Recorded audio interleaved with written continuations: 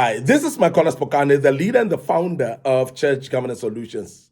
We are speaking about support of pastors, congregants supporting their pastors in prayers and in every support necessary.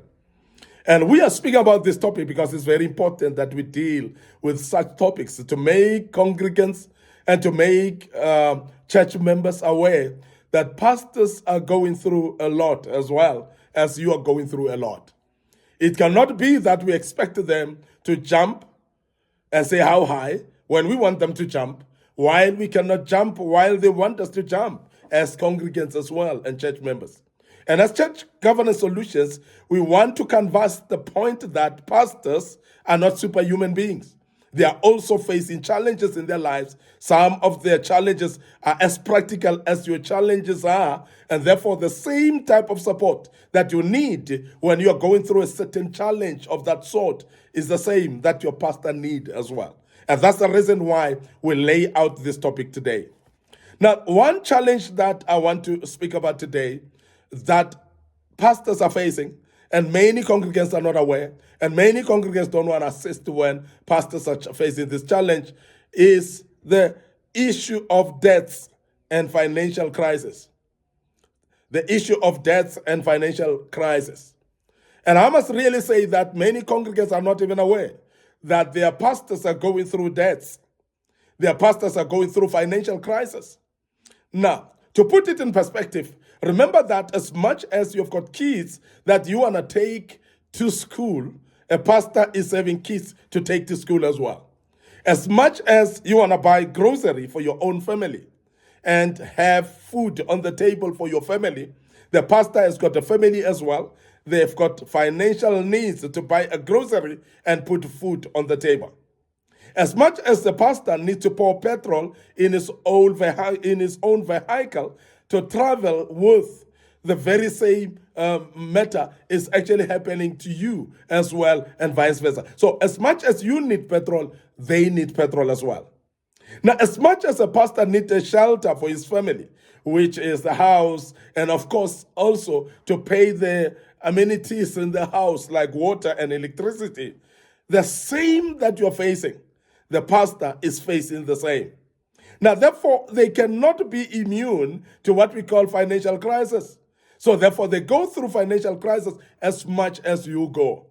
But I must say that majority of the pastors are more in financial crisis just because their members expect them to be praying for money and money falling out of the skies. And I want to remove today and deal with this myth of thinking that when we say the pastor is provided by God, it will be like rain of money in his room or in his house, raining from heaven. But we speak about the same money that you're holding in your hand. When we speak about a blessing of God upon people, God is blessing people through people. Now, therefore, the pastors should be blessed through the people, which is yourself, because they are not going to see money raining from the skies or money found somewhere in their room without knowing the origin of that money. Now, I want to emphasize that because it's very important for us to understand that pastors need support financially. And majority of the pastors are in debt and they cannot speak on their own. But I want to use this platform to emphasize that your pastor needs money and you need to support your pastor with money. Your pastor needs to support his family, and therefore you need to make sure, because he's actually empowering your own family through the teachings and the prayers that they're supporting you with. You need to have substance to support them as well. They've got family to feed. Now, as much as you say you pray for them, but remember that as much as you pray for them, but people don't eat prayers. Prayers are there to support them and to make sure that there are doors that are opening. But you also must realize that the same door that you're praying for, it is yourself. Because God has given you substance in order to give. Don't pray as if the substance should come from somewhere else. And I'm emphasizing this because there are many of us who are saying, no, we are praying for our pastors. Yes, we're praying for our pastors, but your pastor is in financial crisis because you're holding money. You cannot give the money, yet you are praying for the pastor as debts to be cancelled.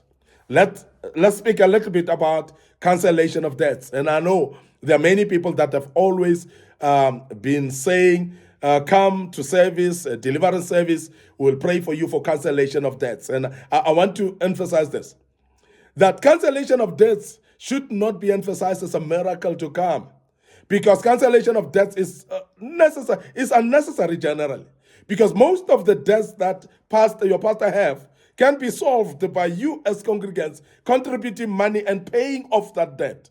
You don't need a miracle there. You need to contribute money. And we talk about hard cash money and give it so that it can pay off the debt of the pastor without praying for miracle. So don't sit there and say, I'm praying for debt cancelling upon the pastor so that his debts may be cancelled.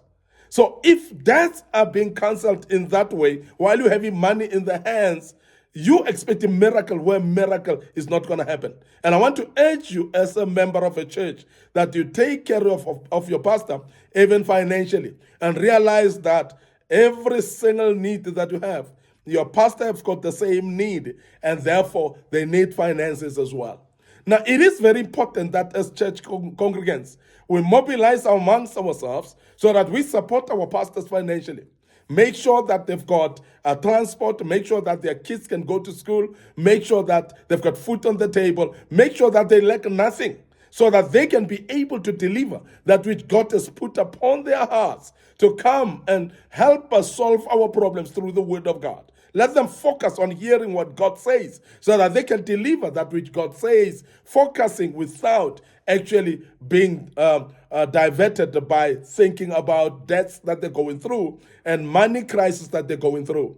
And pastors that are going through financial problems, they cannot focus in the ministry. They rather actually, some of them walk away from the ministry. Some of them actually occupy jobs that are actually not allowing them time actually to prepare for the ministry or to focus on the ministry. And sometimes it's jobs that work till late until they're exhausted. When they arrive home, they want to just sleep and they cannot prepare. They cannot pray for you. They cannot prepare the word for you. They cannot prepare anything of the ministry. And that is why I always emphasize that as congregants, we are shortchanging ourselves by not taking care of our pastors. The reason is because they come tired, they cannot prepare thoroughly. They cannot pray for us enough. And the reason is because we cannot support them. Let us therefore, as congregants, as church members, think of this or rethink this and make sure that we support our pastors financially. Take them out of debts, but also make them also not to be in financial crisis. Other challenge that pastors are going through that we need to support them as congregants and as church members is accommodation and housing.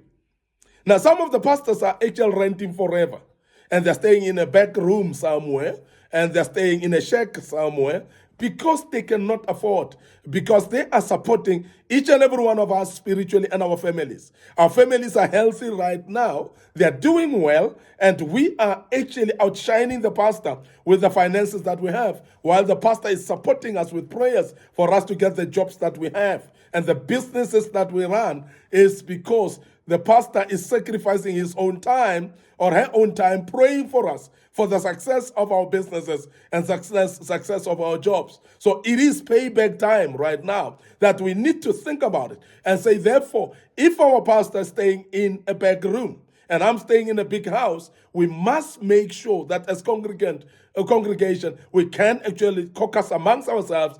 How best do we do to make our pastor stay in a comfortable place like we do ourselves? So that is something that I want to challenge churches out there for you to think actually out of the box. Make sure that your pastor is taken care of, because a well-taken well-off pastor will take care of his own flock very well. And we've seen that healthy flock, which is the church, is because of a healthy pastor with a healthy being the bank account as well, being taken care of. In other words, when they've got a house to stay, they've got a car to drive, they've got money to pay the fees of children at school and put food on the table, that happy pastor will actually deliver a happy message to the church, and that church will actually thrive and survive and do well as well healthily, because that's very, very important that we emphasize that. Accommodation and housing for the pastor is very key. And I must emphasize this, and I cannot emphasize it enough. Now, there are some of the congregations that are having wealthy members, members that can do well, people that can actually put money together and even just buy a house for the pastor, actually cash, without actually looking for a bond. And I want to challenge that particular church. You are listening to us right now, wherever you are. If your pastor is staying in a back room somewhere, and you are staying in big houses, you're running big businesses, whereby you can actually caucus amongst yourself, buy a house for your own pastor, please do so. It's very important. And blessed is the man who gives than the one who takes. So therefore, it is very important that as congregants, we think about it and say, where is our pastor staying? There are those of us who don't even know where our pastors are staying. There are those of us who don't even know whether our pastors are comfortable where they're staying or not. And some of the pastors are staying in shacks, and nobody knows that they're staying there.